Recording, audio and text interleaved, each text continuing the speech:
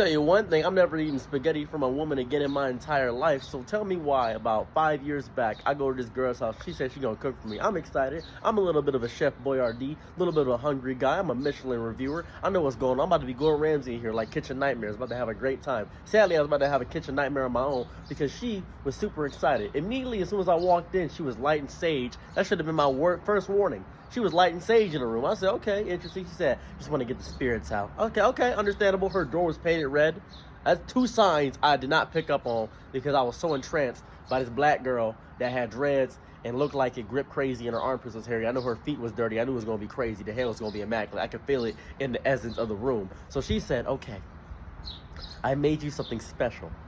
Something that I haven't made in quite some time.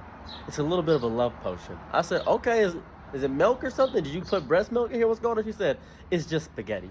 Don't worry. I said, okay, cool. That's fine by me. That's understandable. And so she gives me some spaghetti. I'm having a good time. Big old meatballs. Gee Willikers. I was like, whoa, gee Willikers. Made me feel inadequate, a little bit insecure about these meatballs. So I'm eating the spaghetti. And I say, this is pretty good. Now, I do want to point out, at the time, I had anosmia. If you don't know what anosmia is, I couldn't smell or taste anything. That had been going on for a large part of my life where I couldn't smell or taste anything. But I could tell the consistency of spaghetti was a little bit different. It was a little bit viscous, one could say. I could tell that it had a little bit of a special ingredient in it, a little bit of a Krabby Patty secret sauce inside of there. I was a little bit confused. I was plankton in there trying to figure out what's inside this sauce. And I said, what'd you use to make this? She said, garlic, chives, cilantro. Okay, cool.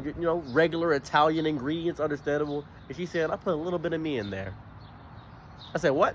She said, I put a little bit of me in there. A little bit of you in there. Okay, like a piece of hair or something. What's going on? She said, well, in order for a love potion to work, and I was finished with the spaghetti, by the way.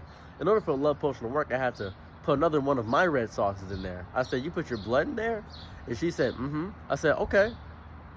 I thought that wasn't too crazy. And then she said where she got the blood from. I said, that's biological warfare. I could taste it. I couldn't even taste it. I could just feel it. I said, oh, okay, that's cool. That's understandable. And she said, how do you feel about it? How do you feel right now? I said, I feel like I'm gonna go home. So I did. I never talked to her ever again. I didn't even consider talking to her. Not even a little bit. She hit me up for 2 months after that saying the spell didn't work. And I said, girl, you are crazy. I'm never eating spaghetti from any woman ever in my life, period, ever again. What? Who is that? Is that real? What? That's stupid. That's insane.